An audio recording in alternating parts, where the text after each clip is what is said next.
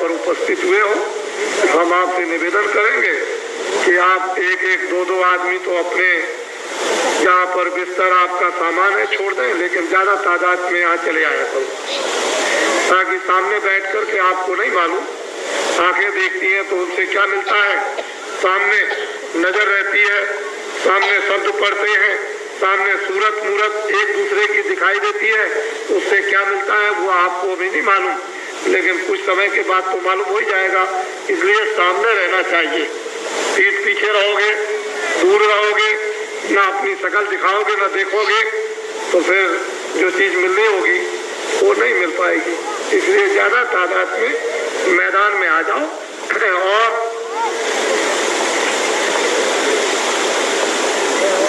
ये बहुत अच्छा तट है, सुहावना है, एकांत है। इसमें सब लोग होते हुए भी ऐसा मालूम होता है कि जैसे कि कुछ है ही नहीं, क्योंकि प्रेम से मोहब्बत से रहते हैं, इसलिए पता नहीं चलता है एक ही जगह पर। बिल्कुल जैसे कि पतंगे जब लाइट के ऊपर में वो अपने आप को दीवाना होते हैं, पागल होते हैं, तो एक दूसरे को कोई अपने का उसको ज्ञान नहीं रहता है, वो तो रोशनी देख करके बस उसमें भूल जाते हैं, अपने शरीर की सुध बुध भुला देते हैं। ठीक यही हाल इस मैदान में लोगों को देखने को मिल रहा। कोई किसी का सामान गिर रहा है, कोई बच्चे गिर रहे हैं। इधर अभी कई एक देवियां बैठी थी, हो गई, कोई देवियों को भूल रहा, कोई बच्चों को भूल रहा, कोई पति को भूल रहा, तो कोई कुछ भूल रहा, कोई इधर देखता है तो कोई मौका उठाता है, चलो जेबी काट ले, कोई कुछ ही ले जाए, कोई कुछ ले जाए, लेकिन ये है सब बदहोश, होश नहीं है। वो पतंगे अपने हैं वो बिल्कुल उस है पर निछावर हो रहे, और खाक की चीज खाक में मिलाकर इस अस्तित्व को मैच करके उसको चढ़ा देना है उस पर।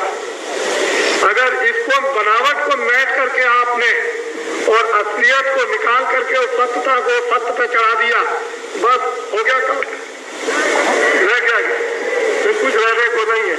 तो मंजिल बड़ी ऊंची है, ये मृतलोक है जो दो आंखों से दिखाई देता है, इसकी हदबंदी है, इसकी सीमा है, और उस सीमा के बाद में फिर स्वर्ग लोक, फिर उसके बाद सीमा के बाद वैकुंठ लोक, फिर उसके बाद में फिर शक्ति लोक, और फिर उसके बाद में भगवान का लोक जिसको खुदा का कहते हैं, ईश्वर का, और फिर उसके बाद में रब का लोक जिसको ब्रह्म लोक कहते हैं, फिर उसके बाद में बड़े बड़े ब्रह्मांड वो उस पार ब्रह्मांड में, और फिर कितनी त्रिलोकियां और कितने लोक और कितने मंडल बने हुए हैं, वो उस कारीगरी को कौन बताए।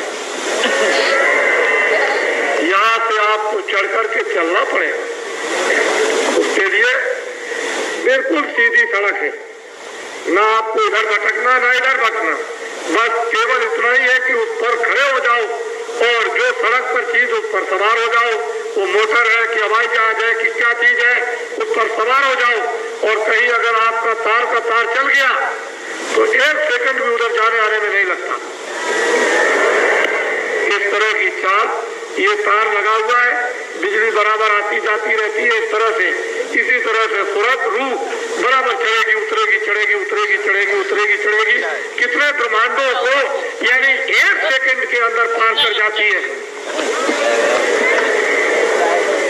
यह ऐसा सनातन पुरातन अनाज का रास्ता है, और वो आज हम सब लोगों को सुनने को मिल रहा।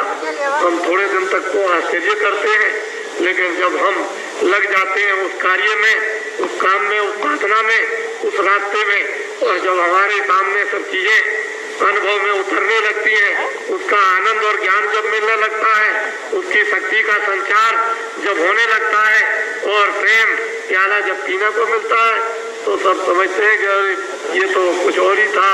रामायण ठीक थी, गीता ठीक थी, भागवत ठीक थे, ऋषि मुनि ठीक थे, महात्मा ठीक थे, ये तमाम आए जितने भी लोग, ये सब हमारे नुमाइंदे थे, ये सब हमको राह दिखाने वाले हम भूलों को थे, इन्होंने बड़ी सेवा की, बड़ी मदद की, और इन्होंने क्या नहीं किया हमारे साथ में। तब हमने उनकी मस्जिद बनाई, उनके मंदिर बनाए, हमने उनकी आज किताबों पर अपने को चढ़ाते हैं और फिर श्रद्धा कुरानबाद उनका कीर्तन आज उनका जैसे करते हैं। अगर हमारा उन्होंने लाभ और फायदा हमको न पहुंचाया होता तो हम आज उनको क्यों मानते? इसलिए मानते। बहुत अच्छा है, नजरारी आए हैं। लोग ऐसा विश्वास नहीं करते थे कि इतना बड़ा जनसमूह इस मैदान में आ जाएगा, लेकिन मैं तो यही कहता था कि आप देखिए हमारे कहने की क्या बात, हम तो अब कह चुके, अब तो आप अपनी आंखों से देख लेंगे उसमें क्या बात है। उसमें कोई बात नहीं है। और गुरु महाराज ने, स्वामी जी ने, जो अपने गुरु थे जिन्होंने ये रास्ता बताया था, उन्होंने हर तरह से कूट कूट करके पढ़ा दिया। हम तो नर नारी बच्चे बच्चियों, उस जमाने के आदमी हमारे सामने 12 रुपए तोला सोना दिखता था। 12 रुपए तोला सोना था। घी की और अनाज और गेहूं की बात करें तो आप तो मानेंगे ही नहीं। 60 रुपए, 1 रुपए का 60 किलो चना। आपको कहे तो ये बातें आपको विश्वास में आएंगी, तो हम तो उस जमाने के आदमी है, लेकिन आप देखते हो कि आपसे ज्यादा काम करते हैं। ये जिसमें आपको बांस और बल्ली दिखाई दे रहे हैं, ये बिना ऐसे देखे हुए कोई लगाया नहीं गया। आपको ये जानना चाहिए। और फिर कोई कागज पर कोई चीज नक्शा नहीं, ये सब बिना नक्शे के, लेकिन सब विधि विधान के साथ जो भी कार्य हुआ वो एक एक कार्य आप विधि विधान के साथ देखें, पर कागज के ऊपर में इसका कोई नक्शा नहीं है। और बाबा जी को ये सब सिखाया गया, गुरु महाराज ने सिखाया। छोटी से छोटी मेहनत और बड़ी से बड़ी मेहनत क्षमा करना। बाबा जी ने कढ़ाइयां मली है साधु महात्माओं की, तो ये हाथ के निशान घिस गए, सब कुछ मिला है। लंगोटियां पीछी, खाना बनाया, झाड़ू लगाई, जमीनों को लीपा, उनके कड़ाओं को मला और उनके चिमटे सहे, चिमटे मारे गए, वो भी पहन किया। तब जाकर के कई बहुत दिनों के बाद कृपा दया हुई। ऐसे नहीं मिला करता। आपको तो मुफ्त में मिला, आपको मुफ्त में मिला, आपसे कोई परीक्षा नहीं ली गई। मैदान में आए फौरन, यानी फौरन दिया जाता है, उधर से आए हमको भी मिलना चाहिए, अच्छा भाई आ जाओ, तो आपको दिया जा रहा। लेकिन अगर आपको कहीं ये काम हो तो बहुत मुश्किल हो जाए। कोई परीक्षा नहीं, ये तो हंसी खुशी से जहाँ हम करते हैं वहाँ आप भी करते हो, ये कोई बड़ी बात नहीं है। ये तो मतलब ये परीक्षा का काम नहीं है, तो आप घर में रोज ही ये काम करते हो। लेकिन ये कि परीक्षा पहले महात्माओं ने दी थी, अब कलयुग में लोग परीक्षा नहीं दे सकते। कलयुग में तो भगवान की कृपा की बख्शीश होनी चाहिए। जीवित योग नहीं है कि वो परीक्षा देंगे, वो तो कलयुग में यानी ये विधान पास करा लिया गया है कि आप कोई परीक्षा नहीं। क्यों? उसका मतलब कुछ था। उस परीक्षा के संबंध में महात्माओं ने ये बताया। पंजाब में एक महात्मा रहते थे, उनके यहाँ वो सेवा किया करते थे। उनके शिष्य, वो गृहस्थ आश्रम में रहते थे, 12 बरस तक सेवा करते रहे। उनके लड़के भी बड़े हो गए और उनके सेवक भी आश्रम में खूब सेवा करते थे। एक दिन बारिश हो रही थी, अपने बच्चों के साथ महात्मा जी घूमने गए। एक बोझा लाद करके उधर से आ रहा था, सिर पर किसान, तो पानी बरस रहा था। महात्मा जी ने कहा अपने बच्चों से कि देखो बेटा, ये बहुत बोझे थे, बहुत ज्यादा बोझा है और पानी बरस रहा है, ये थक गया। ऐसा करो कि तुम इस बोझे को ले लो और वहां तक इसको मेरे कहने से डाल आओ। तो लड़के बोले, कहने लगे, अरे पिताजी, आपके आश्रम में तो बहुत से सिर्फ हैं, हमारे तो कपड़े खराब हो जाएंगे और हम तो लोग क्या कहेंगे कि ये बोझा लाद के जा रहे हैं। तो पिताजी, ये बोझा किसी और को जो आपके आश्रम में सिर्फ है उनको दे दीजिए। उन्होंने बुलाया कि चलो चलो बच्चे इधर आओ। वो दौड़ करके आए कि सरकार हुक्म। कहने लगे, देखो बेटा, ये किसान थक गया है, इस बोझे को उठाओ। कहने लगे, हुक्म तो फौरन बोझा लिया और उस किसान के घर पर पहुंचाया।